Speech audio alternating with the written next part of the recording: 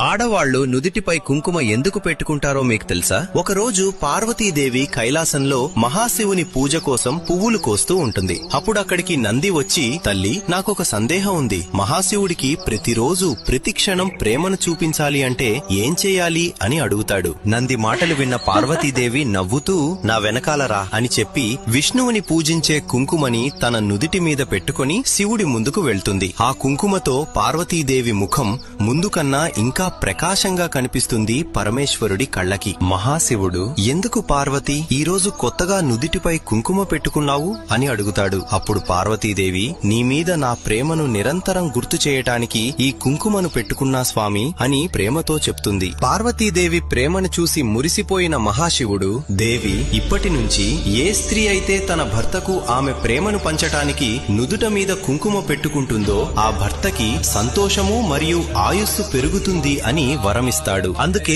ఆ రోజు నుంచి ఈ రోజు వరకు ఆడవాళ్లు నుదుట మీద కుంకుమ పెట్టుకుంటూ వారి భర్తల ఆయుస్సుని పెంచుతున్నారు. మీరు శివభక్తులు అయితే ఓం నమః శివాయ అని కామెంట్ చేయండి.